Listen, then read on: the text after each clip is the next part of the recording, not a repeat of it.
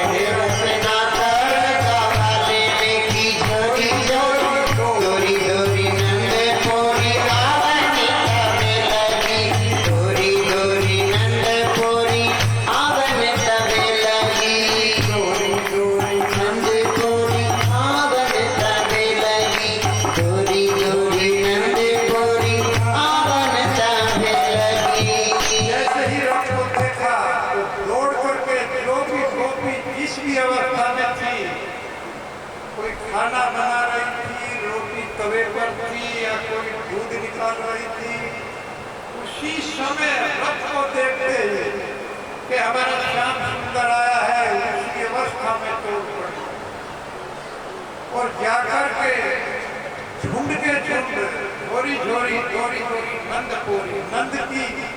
नंद की दहलीज पर जाकर के उस रथ को देखते कि श्याम सुंदर आया। लेकिन वहां तो उद्धव जी आया। भगवान के भक्त भी भगवान के समान नहीं प्रवेश करते हैं। तो इस तरह से उद्धव जी जब उनको घेर लिया, उद्धव को कि हमारे लिए क्या संदेश दिया है, कि कोई संदेश लेकर के आए होंगे। कहे रत्नाकर गवाली की झोरी झोरी झोरी झोरी नंदपुरी आवन तभी लगी। उझकी पग कंजनी के पंजनी पे उद्धव को घेर लिया कि हमारी पार्टी पत्र हमको क्या लिखा है, हमको दो उद्धव। और पैर के ऊपर पंजे के ऊपर खड़ी होकर के कोई अंगूठे के ऊपर खड़ी थी अंगूठे के ऊपर खड़ी होकर के मांग रही थी, हमको लिखो है कहा, हमको लिखो है कहा, हमको लिखो है कहा, कह न सके। सब कह रहे थे कि हमको क्या संदेश दिया है, हमारे लिए क्या पत्र दिया है, हे उद्धव हमारा पत्र हमको दो। लेकिन उद्धव ने एक बात कहा, पीछे हटो, भगवान तुम्हारे हृदय के अंदर है, लोगों की विधि के द्वारा उसको देखो। तो जब ये ज्ञान उन्होंने सुना तो रोने लगे कि क्या कह रहा है, क्योंकि ये योग हमारे हृदय में नहीं ठहर सकता। हमने श्याम सुंदर का रसमान किया है, मुखमंडल देखा। तो क्या कह रही है, सुनी सुनी उद्धव की एक ही कहानी का, थोड़ा कठिन है, प्रैक्टिस नहीं करते हो।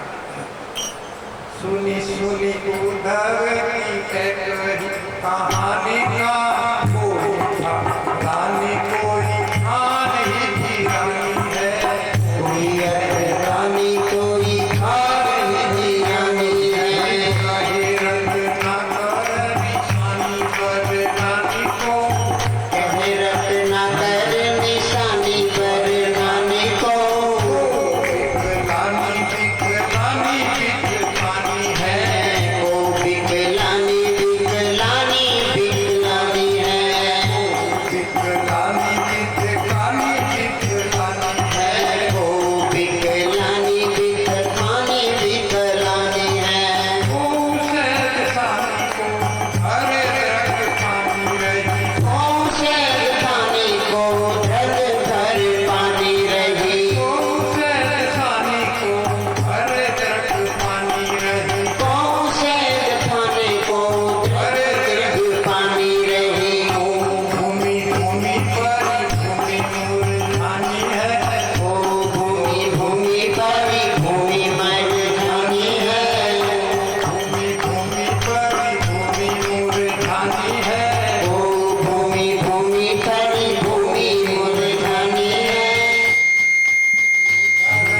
एक ही कहानी है, सुनी सुनी उद्धव की एक ही कहानी है, कौन है रानी को खान ही की रानी है, कौन है रानी को खान ही रानी है।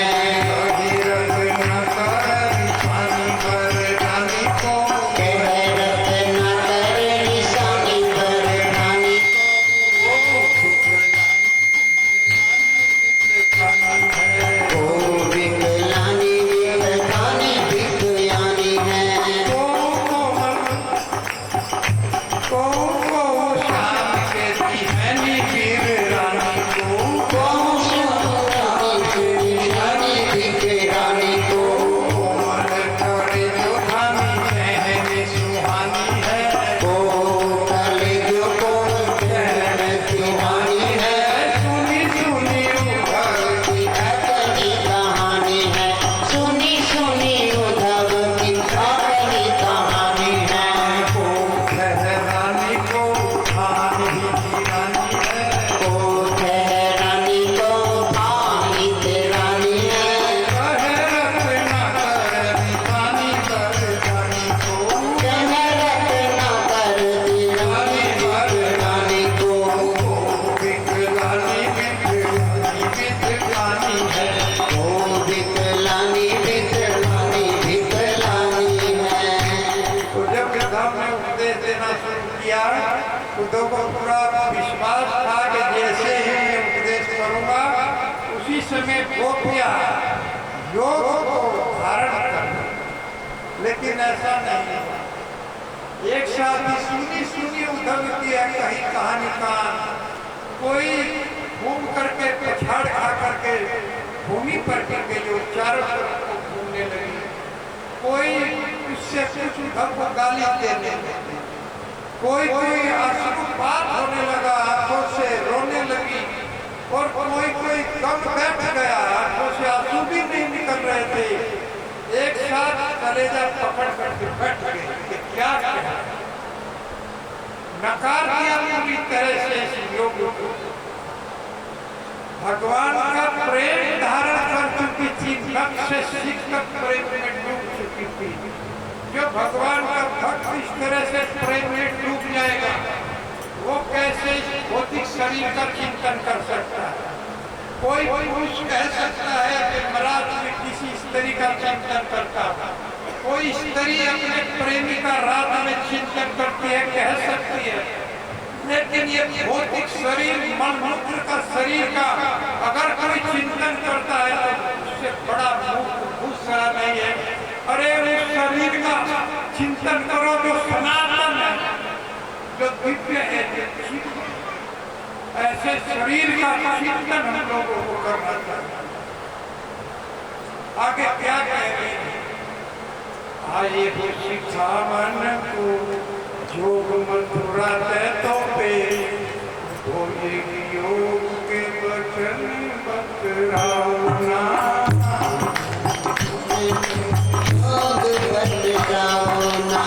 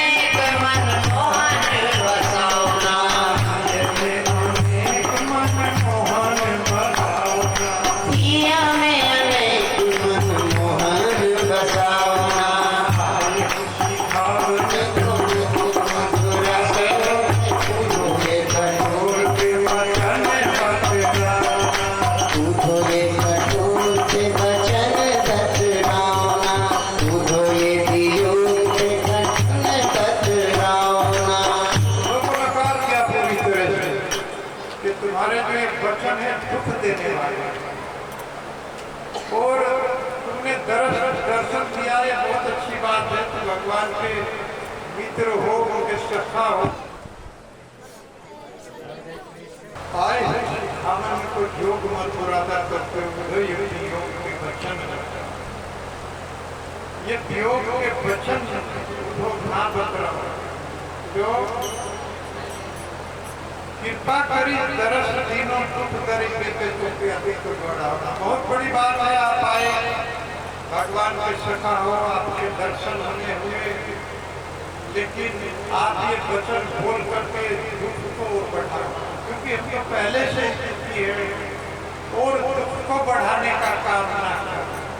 दुख दुख हवे है मन मन पर हमारो है, क्योंकि कठोर वेद क्योंकि हमारा जो मन दर्पण है,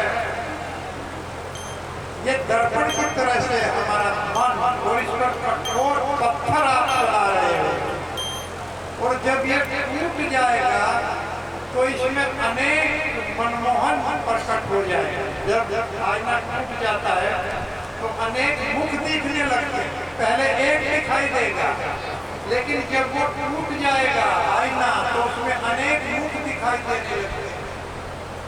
इसीलिए एक मनमोहन ही हमें बस करके उजाड़ रहा है। हमने उसको अपने हृदय में बसा लिया, वो हमको उजाड़ रहा है, और अनेक मनमोहन हृदय में आ जाएंगे। कैसे हम साहस कर पाएंगे? हमको उजाड़ देंगे। इसलिए तुम ये अपने योग रूपी जो पत्थर है, इनको अपने जो वचन आप बोल रहे हैं ये बहुत कठोर है, पत्थर के समान हमारे मन दर्पण पर लग है। इतना सुंदर बात। तो इस तरह से भगवान गोपियां भगवान की भक्ति में रत थी, भगवान के प्रेम में लीन थी, और सबसे बड़ी भगवान की भक्ति एक तरह से कहा जाए तो अंतरंग शक्ति थी। हम लोग बहिरंग शक्ति है, हम लोग माया की चपेट में रहते हैं, लेकिन वो अंतरंग शक्ति है। भगवान की ये तीन शक्तियां हैं, तटस्था शक्ति जो हम लोग हैं, और बहिरंग शक्ति जो माया है, और अंतरंग शक्ति जैसे गोपियां भगवान की अंतरंग शक्तियां हैं। तो गजेंद्र आगे कह रहे हैं कि विचा आशीषो रात तत्ती देहम वयम। तो फिर अन्य आशीर्वादों के बारे में क्या कहा? जब भगवान बहुत थोड़े से प्रयास से धर्म और अर्थ और काम प्रदान कर देते थे, बहुत थोड़ी सी भक्ति से दे देते थे, तो अन्य आशीर्वाद, किसी को पुत्र चाहिए, किसी को सुंदर स्त्री चाहिए, किसी को सुंदर पति चाहिए, इस तरह के आशीर्वादों के बारे में कह रहे हैं कि मैं क्या करूं? ये तो बहुत आसानी से भगवान पूरा कर देते हैं। और कभी कभी राति अपी देहम अवय, कभी कभी वो चिन्मय शरीर देते हैं। इस भौतिक शरीर की जगह वो चिन्मय शरीर प्रदान करते हैं, अर्थात जो शरीर कभी नष्ट नहीं होता। ध्यान रखना चाहिए इस जगत में भगवान का जो भक्त जिसको जो गुरु के पद पर होता है, उसके शरीर को भी भौतिक नहीं समझना चाहिए। भगवान का प्रतिनिधि होता है, प्रतिनिधि प्रणिपातेन परिप्रश्नेन सेव्या, और उसका शरीर चिन्मय होता है। हमारे ग्रंथ कहते हैं कि गुरु को केवल भगवान के समान दर्जा दिया जाता है, लेकिन फिर भी भगवान नहीं होता, क्योंकि भगवान की भक्ति से ही वो उस पद पर पहुंचा है। इसलिए भगवान कह रहे हैं कि कभी कभी देहम अवय, चिन्मय शरीर प्रदान करता है। भगवान कहते हैं मैं बहुतों को ये शरीर दिया, हरिश्चंद्र और रंती देव, व्रती शिवी और बलि, बड़े बड़े भक्तों को मैंने चिन्मय दे दिया, गुरु महाराज को गुरु लोक दिया। उनका ये शरीर का कभी नाश नहीं होता। करोतु में अधर्भम, ऐसे ही करुणा में भगवान से मैं अपना मोक्ष चाहता हूं। हे प्रभु, आप मुझे मुक्त करा दीजिए, क्योंकि आप तो बड़े बड़े भगवान के भक्तों को ऐसा शरीर चिन्मय देते हैं जो कभी नष्ट नहीं होता, ऐसा पद देते हैं जो कभी नष्ट नहीं होता।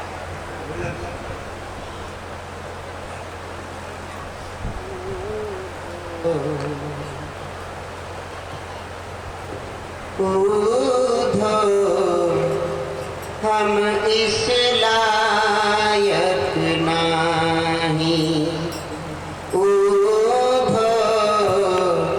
हम इस लायक नहीं, हम इस लायक नहीं,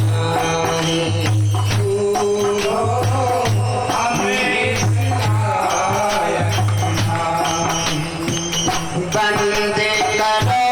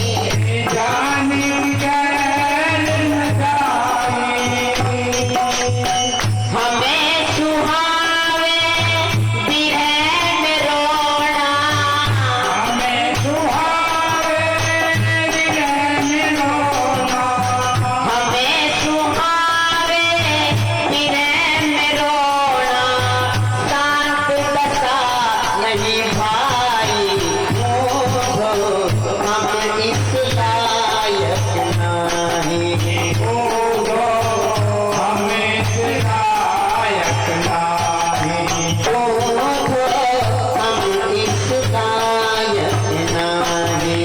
बोलो हम इस लायक नहीं।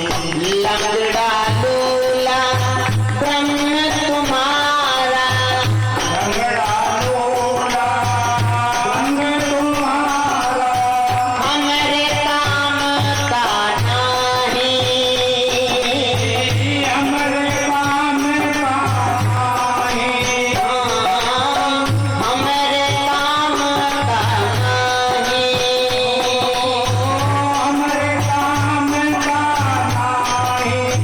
तेरी कुप जाके ढिंगले जाके। खूब जाके ढिंगरे जाके। तेरी कुप जाके ढिंगले जाके। दो संयोग कराई। बोलो हम इस लायक नहीं। बोलो हम इस लायक नहीं। बंद कर राखो जान के पोथी। कर राखो ज्ञान की पोथी। बंद कर राखो जान के पोथी। कहियो तुझा पानी। बोलो हम इस लायक नहीं। बोलो हम इस लायक नहीं।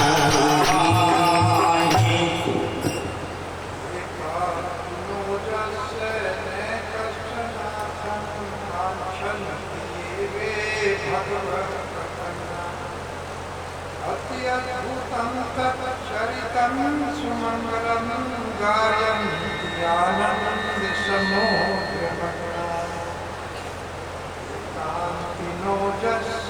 नेकश्चनाथं वाञ्छन्ति ये भगवत्प्रपन्ना।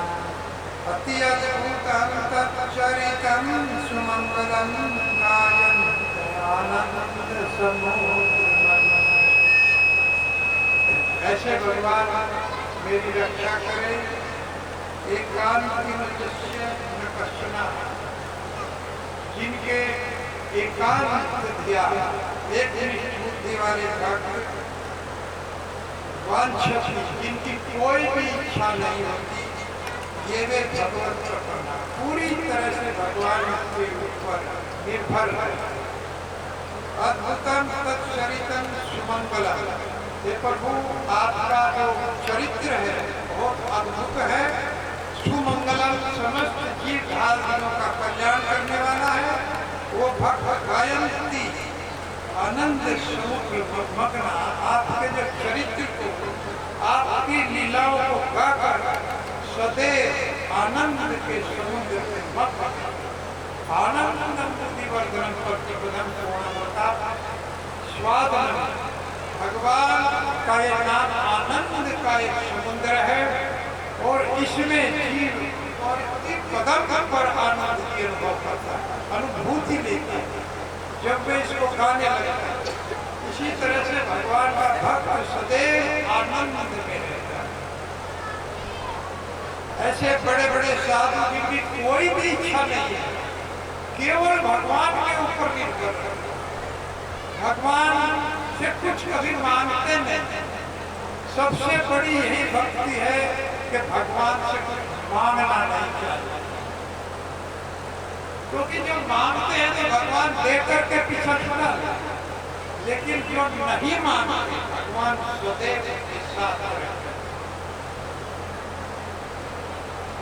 जो मांगता है अर्थात भगवान का लायक पुत्र बनना चाहिए, तो बिना मांगे मिलता है, मांगने की आवश्यकता नहीं पड़ती।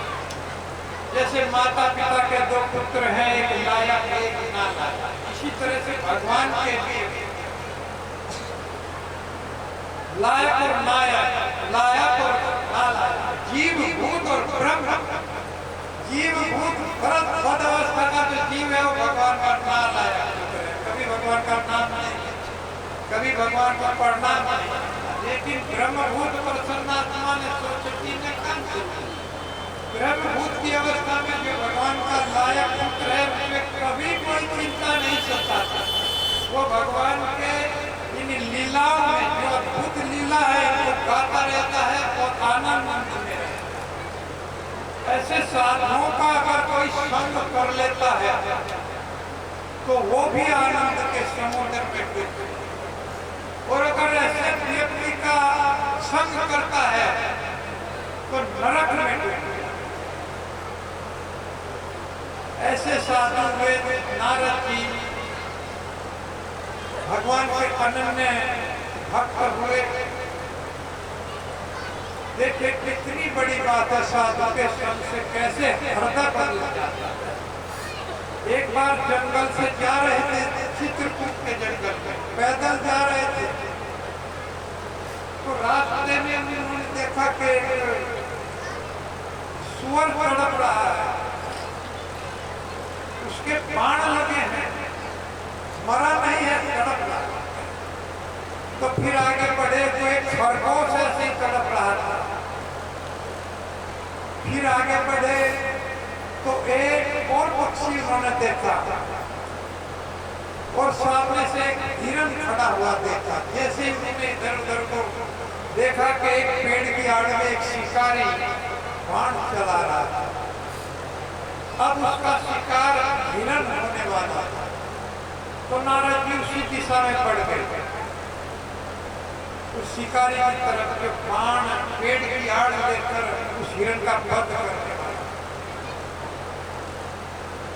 तो नारद जी को देखकर कहने लगा, अरे साधु हम जानते हैं तुम इस तरह के साधु, मांस मदिरा पीने वाले साधु, अगर तुम्हें मांस की आवश्यकता थी तो मेरे घर आना चाहिए।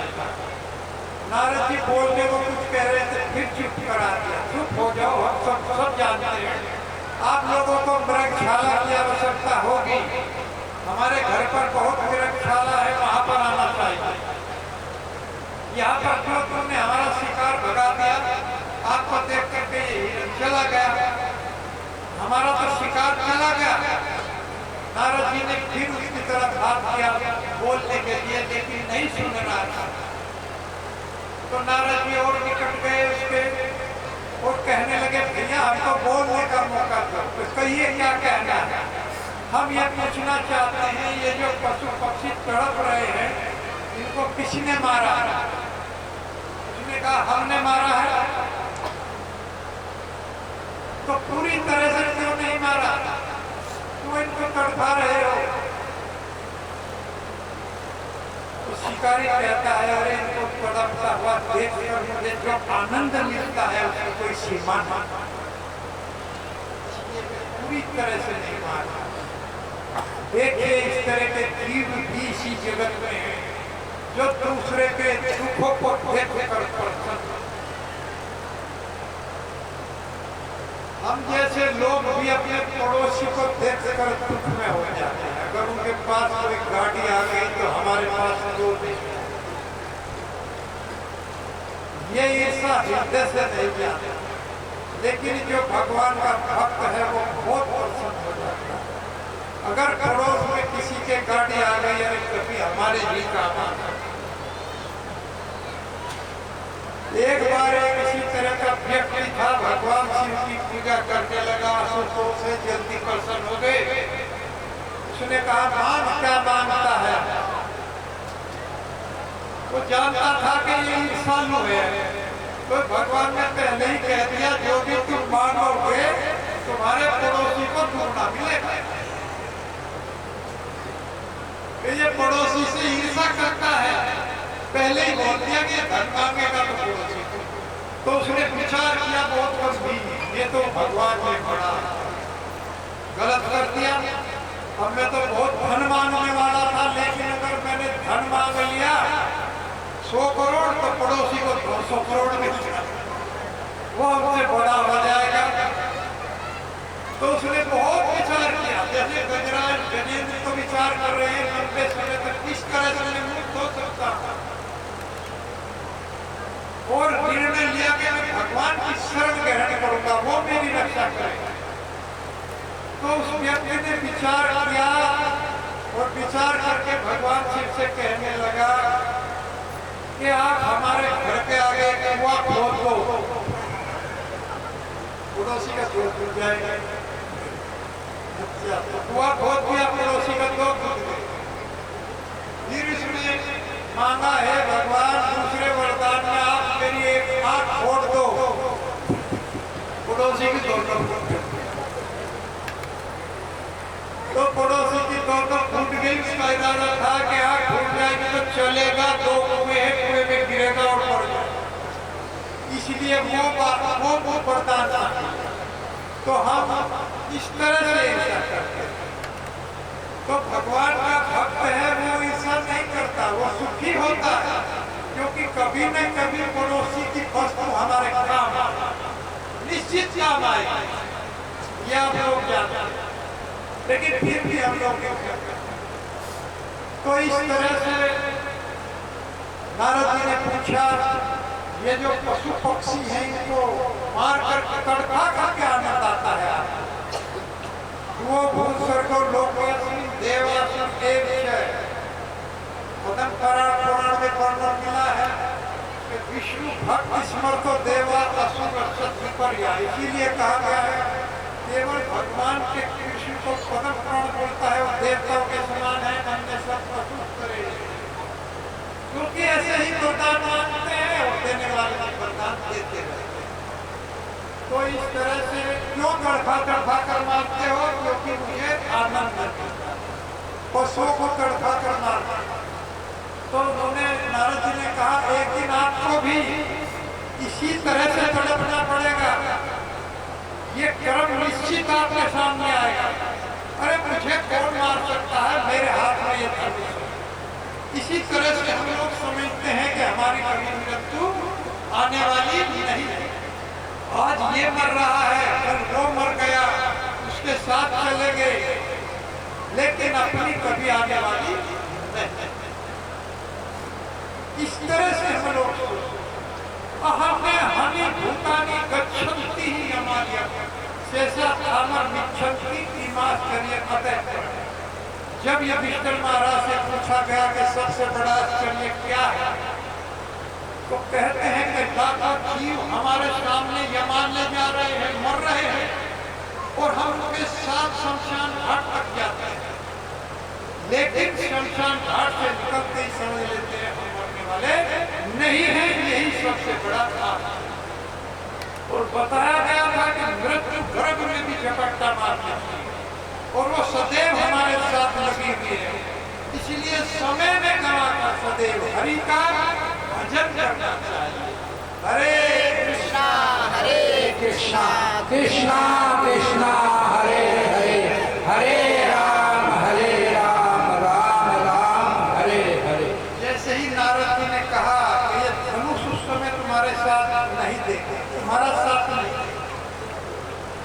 वास्तव में ये वस्तु में जब हमारा समय आता है साथ नहीं देते, हरी रह जाते हैं।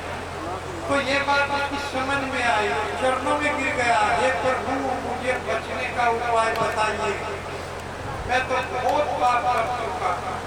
ऐसे ही रोज तड़फा करके देखने के बाद जब मारता मैं तो बहुत बड़ा था। नारद जी ने कहा, सबसे पहले धनुष को तोड़ो, कि फिर मैं अपनी रोटी रोटी ऐसे चलाऊंगा, ये तो मेरी रोटी रोटी है, कि उसका इंतजाम हम करेंगे, जैसा मैं कहता हूँ ऐसा, जैसा साधु कहता है ऐसा करना चाहिए, जो आदेश को देता है उसका पालन करना चाहिए, तभी भक्ति बढ़ती है। कि मेरा आदेश मानिए, धनुष को तोड़िए, तो तुरंत धनुष को तोड़ दिया और आप घर जाइए, घर जाकर के जो भी आपके घर में है उसको भी दान दे दीजिए गरीबों को। कैसे बच्चों का गुजारा होगा महाराज? यहाँ भी धनुष टूट गया और घर भी सब बांट दो, कि निश्चित खाने पीने का इंतजाम मैं करूँगा, चिंता नहीं। तो गांव में चले गए, धनुष टूटा हुआ था, आधे पर लटका हुआ था, पत्नी ने देखा ना कोई शिकार हाथ में है, धनुष भी तोड़ करके आया है, आज कैसे गुजारा होगा, आज तो बच्चे भी सब भूखे रहे। पत्नी कहने लगी आज किसी के साथ झगड़ा हुआ है, धनुष भी टूट गया और खाने के लिए भी कुछ शिकार नहीं है। तो कहने लगे रुक जाओ, अब मैं जो कहूँगा वो करो। घर का सारा सामान निकाल करके बाहर रख लिया और जो भी आए उसी को बांट देने लगा। घर में जो भी खाने का दाल चावल आटा था सब बांटने लगा। लोग कहने लगे अरे सिपाही को क्या हो गया, इतना करूर था और ये सब संपत्ति बांट रहा है। तो उन्होंने यही नहीं, गांव के बाहर जाकर के बांट करके नारद जी ने कहा था एक झोपड़ी डाल करके भजन करना, खाने पीने का सामान मैं वहीं भिजवा दूंगा और जो भी शाम को खाना खाकर अगले दिन जो तुम्हारे पास बचेगा वो बांट, केवल खाने के लिए। तो सब बांट दिया, झोपड़ी में जाकर भजन करने लगा। गांव वालों के सामने जब ये देखा उन्होंने कि सब कुछ बांट दिया, इतना बड़ा सरकारी करूर महात्मा की तरह से कार्य कर रहा है, अरे उसके पास तो कुछ भी नहीं बचा। तो सब आटा दाल चावल लेकर उसके पास जाने लगे। लो महाराज ये बनाओ खाओ बच्चों को खिलाओ, गाँव वाले ले जाने। तो खा करके बना करके जो भी बचा अगले रोज वो भी बांटने लगा। गांव वाले विचार करने लगे रे बड़ा साधु बन गया, वो कोई जोड़ता नहीं है, वो तो जो भी उसके पास बचता है वो सबको खिला देता है। फिर गांव वाले रोज आना उसके लिए ले जाते और वो भजन करने लगा। हरे कृष्णा कृष्णा कृष्णा हरे हरे, हरे राम राम राम हरे हरे। गाने लगा। एक बार आकाश मार्ग से नारद जी अपने मित्र पर्वत मुनि के साथ आकाश मार्ग से जाते। जब किसी का उद्धार करना होता है तो ऐसे साधु सड़क से निकलते। जब भक्तों को उद्धार करना होता है तो ये गांव में हरिनाम कीर्तन गली गली निकालता, इस नाम को गाता, क्योंकि ये नाम कोई साधारण नहीं है, जीवों का उद्धार करता। तो इस तरह से करते हैं। तो नारद मुनि आकाश मार्ग से जा रहे थे तो उन्हें वो झोपड़ी दिखाई दे गई अपने भक्त की। पर्वत मुनि से कहने लगे यहाँ पर हमारा एक भक्त रहता है, चलो उसके दर्शन करके चलते, क्योंकि इतना ऊंचा महात्मा हो गया। भगवान के भक्त भी ऐसे साधु के दर्शन के लिए लड़ाई देते और भगवान तो कहते हैं कि अपनी भक्ते मामन्य साधु रेव से मंतव्य सम्यक व्यवस्थित तो हिस्सा है।